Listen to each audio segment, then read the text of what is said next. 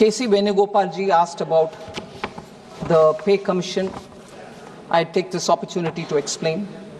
Sir, our government has always been sympathetic towards the employees and pensioners' issues.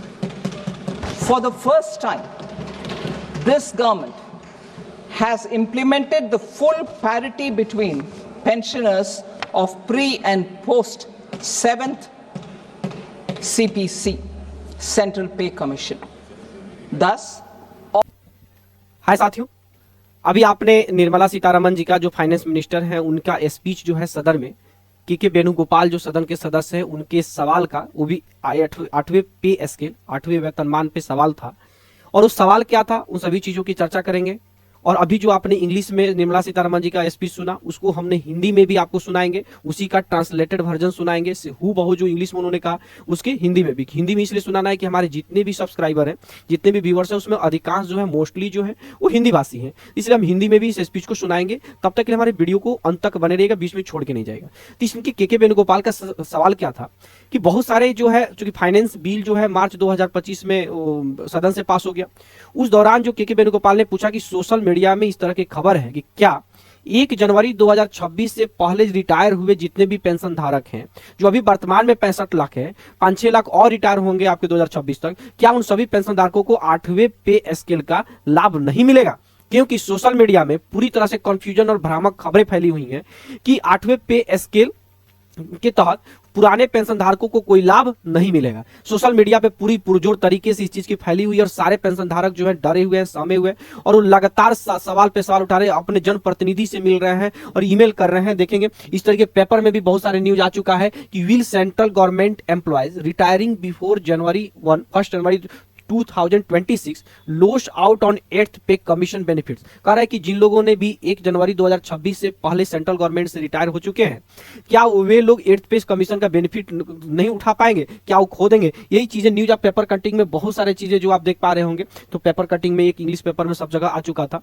तो इसी चीजों का बातें सीधे सीधे सदन में भी पहुंचा और इसी पे सवाल उठाते हुए के वेणुगोपाल ने कहा कि, और कहा क्या, मतलब निर्मला सीतारमण जी से सवाल उन्होंने पूछा कि क्या जो है 8वें पे स्केल के तहत पुराने पेंशन धारकों को लाभ नहीं मिलेगा? तो इस पे उन्होंने जवाब ही दे रहा, जो उन जवाब को आप हिंदी में पहले सुन ले, फिर हम आपको बताते हैं कि क्लियर करते हैं कि चीज पे एक्चुअल में है क्या और होना क्या चाहिए था। के.सी. वेणुगोपाल जी ने पूछा वेतन आयोग के बारे में। मैं इस अवसर का लाभ उठाता हूं। मान्यवर, हमारी सरकार हमेशा कर्मचारियों और पेंशन भोगियों के प्रति सहानुभूतिपूर्ण रही है। पहली बार इस सरकार ने पूर्व और पश्चात के पेंशन भोगियों के बीच पूर्ण समानता को लागू करने का कार्य किया है। 7वें वेतन आयोग, केंद्रीय वेतन आयोग। इस प्रकार सभी केंद्रीय सरकार के सेवानिवृत्त पेंशन धारक जो पहले सेवानिवृत्त हो गए थे, 1 जनवरी 2016 के बाद सेवानिवृत्त हुए कर्मचारी अब वही पेंशन प्राप्त कर रहे हैं जो 1 जनवरी 2016 से पहले सेवानिवृत्त हुए कर्मचारी प्राप्त कर रहे थे। यही पहला मुद्दा है। इस प्रकार पेंशन भोगियों की समानता की मांग को हमारी सरकार ने प्रधानमंत्री मोदी के नेतृत्व में न केवल स्वीकार कर लिया है, बल्कि इसे प्रभावी रूप से लागू भी कर दिया है। प्रधानमंत्री मोदी ने जनवरी 2025 में केंद्रीय सरकारी कर्मचारियों के वेतन और लाभों को संशोधित करने के लिए 8वें केंद्रीय वेतन आयोग की स्थापना को भी अपनी मंजूरी प्रदान की है। अब संशोधन के संबंध में मैं संक्षेप में एक पृष्ठभूमि देना चाहता हूं, ताकि माननीय सदस्य वेणुगोपाल यह समझ सकें कि यह संशोधन क्यों किया जा रहा है। 6ठा केंद्रीय वेतन आयोग महोदय एक विशेषज्ञ निकाय था जिसने सभी मुद्दों की गहन जांच की थी। सभी मुद्दों, समस्याओं, असमानताएं और यहां तक कि वे अभ्यावेदन जो कर्मचारियों द्वारा सिफारिशें देने से पहले प्रस्तुत किए गए थे। 6ठे वेतन आयोग की रिपोर्ट प्रस्तुत की गई साल 2006 में, मार्च 2008 में, जिसके बाद उसके तुरंत बाद सावधानी पूर्वक विचार करने के बाद इसे उस समय सरकार द्वारा स्वीकार कर लिया गया था। मार्च 2008 पेंशन तय करने का तरीका जो 6ठे द्वारा सिफारिश की गई थी। केंद्रीय वेतन आयोग जो कि पिछले केंद्रीय वेतन आयोगों के समान ही था, इसलिए इसे मार्च 2008 में सरकार द्वारा स्वीकार कर लिया गया था। इस संशोधन द्वारा जो हम ला रहे हैं, हमारी सरकार वास्तव में मार्च 2008 में स्वीकृत किए गए को पुनः बहाल कर रही है और छठे वेतन आयोग की सिफारिशें, इसलिए सिफारिश का सम्मान किया जा रहा है और इसे विशेषज्ञ निकाय के रूप में मान्यता दी जा रही है। यह संशोधन का मुख्य उद्देश्य और लक्ष्य है जो इस विधेयक के माध्यम से पेश किया जा रहा है, ताकि 2008 में माननीय सदस्य वेणुगोपाल जानते होंगे कि सरकार ने इसे स्वीकार कर लिया था और आज हम इसे पुनः स्थापित कर रहे हैं 16 साल बाद। हाँ बिल्कुल, माननीय सदस्य चिंता मत करें, मैं आपकी बात सुन रहा हूं। सदन को गुमराह कर रहे हैं, बैठे। माननीय सदस्य बैठिए, मैं बताता हूं ऐसा क्यों था सर, 16 साल बाद क्यों।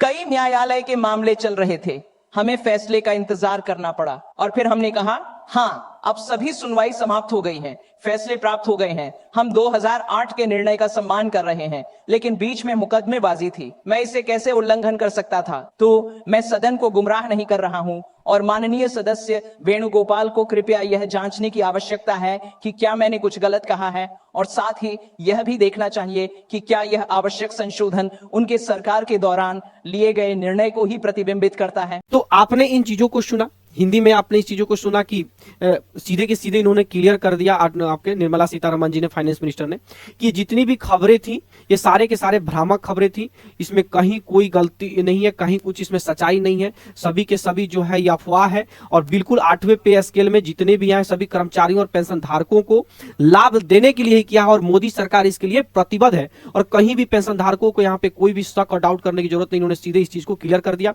तो सभी हमारे जितने भी पेंशन धारक है, मैं आपको भी बता दूं कि जितनी आपकी सोशल मीडिया में ये खबरें चल रही है कि पेंशन धारकों को, पेंशनर को कोई भी बेनिफिट्स नहीं मिलने वाला है, ये बिल्कुल गलत है, अफवाह है। किनके अनुसार? तो निर्मला सीतारमण जी ने इस चीज को क्लियर कर दिया।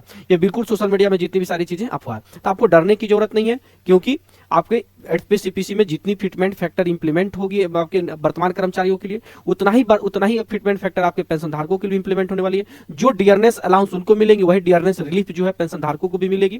और इस तरीके के जो भी आपके क्वेश्चंस आपके दिमाग में होता है, अगर तो हमारे कमेंट बॉक्स में जरूर उस चीज को डालिएगा और कमेंट बॉक्स में जो भी सवाल आएंगे हम उस चीजों को रिप्लाई जरूर करेंगे। तो आपने हिंदी और इंग्लिश दोनों स्पीच को सुना और आपने इस चीज को क्लियर भी हो गए होंगे कि जितनी भी आप पेंशन धारक परेशान हैं कि इसमें से बाहर होंगे, तो बिल्कुल कोई बाहर नहीं होने वाला है, सभी के सभी लोग इससे लाभान्वित होंगे। तो आज की इस वीडियो के लिए इतना ही। थैंक यू, जय हिंद।